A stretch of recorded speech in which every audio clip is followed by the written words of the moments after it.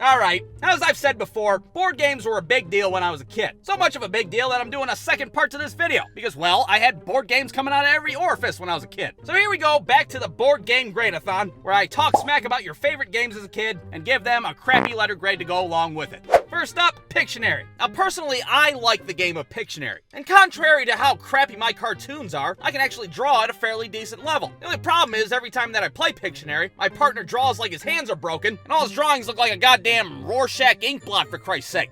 Is it getting bullied in middle school? Or a picture of my parents fighting? Repressed memories? What the hell is that? I don't know. We'll give Pictionary an A- if you can draw, or a D- if your drawings look like two turds smashed together. Next up, Operation. Now, Operation is a game of skill and finesse. And the concept is simple. You have a patient named Cavity Sam, and he's having a few issues. For one, he's got a bunch of foreign objects lodged inside of his body, and for two, he's got no dick and balls, which I think is a more pressing matter. Not to mention, Sam's health insurance is so shitty, he has to elicit a couple of 8-year-olds to operate on him in the first place. Now, overall, Operation was a downright nerve-wracking game. I mean, you barely touch the damn metal side, and all of a sudden, bah, bah! Fucking Cavity Sam goes all Rudolph on you, starts vibrating and shit. How could you play that game as a kid and not be filled with anxiety? Okay, easy does it. Just a little bit more. Bah!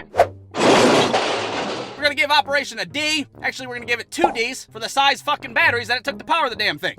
Next up, Taboo. Now, Taboo is a personal favorite of mine. And if you've never played it before, it's basically the game Pictionary, but with words. You have to get your partner to guess the top word on the card without saying any of these no-no words at the bottom. And just like Pictionary, it helps to have a good partner. Like if me and my cousin David are partners, it's not even fair. We'd be sitting there rattling off answers left and right. Parachute Pants, MC Hammer, Helen Hunt, Tornadoes, Tim Allen, Santa Claus, a fucking cat going over a waterfall. Homeward Bound? Time's up, 47 points. What the hell just happened? But God forbid if you and your partner are on a whole different brain wavelength, you're not gonna get shit. Let's see here. They come when you get hurt. I don't know, a fucking masochist? A masochist, what? Time's up. Ambulance! It was a fucking ambulance! Oh, that's what you meant. I thought that, well, you know what? Never mind what I thought. Taboo gets an A. We're moving on.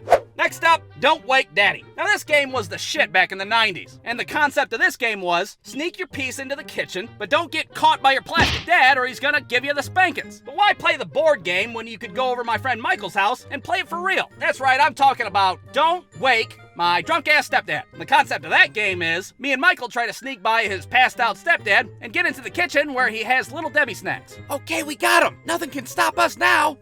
What the fuck?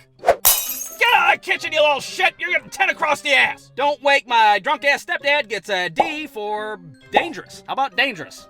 Next up, Apples to Apples. Now, I'm sure I'm gonna get lambasted on this one, but I have to say, Apples to Apples sucks ass. Well, maybe it's not the game that sucks ass. Maybe it's just the people I play it with. Because every game of Apples to Apples goes the same way. As soon as that little green descriptor card gets flipped up, I get all excited because I think I have just the right card to play. How in the hell could somebody not pick my card? It's perfect. But it doesn't matter because there's always some idiot judging the cards that's totally oblivious. Okay, the word is senseless. Let's see, we got wood chipper, croutons, the YMCA, and Helen Keller? Who the fuck's that? Oh, well, I like croutons. Croutons is the winner. God damn it, Carol. Fucking read a book once in a while, will ya? Apples to Apples gets a D+, and Carol can go fuck herself.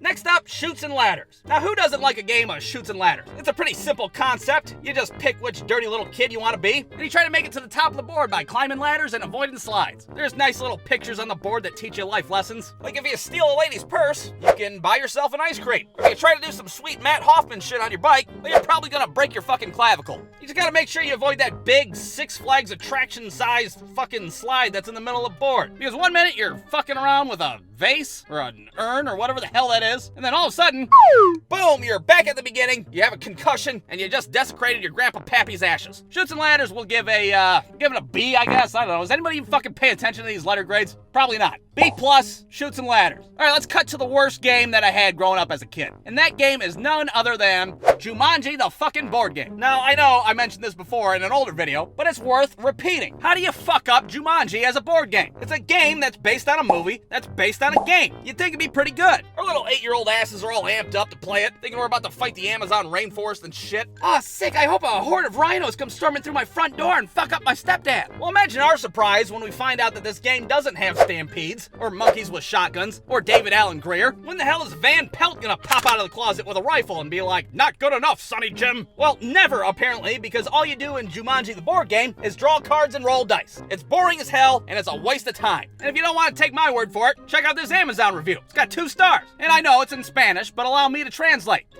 This game is booty. Robin Williams is not included. Jumanji gets an F, along with 2 draw 2s and a go fuck yourself. The end. Brewstew.com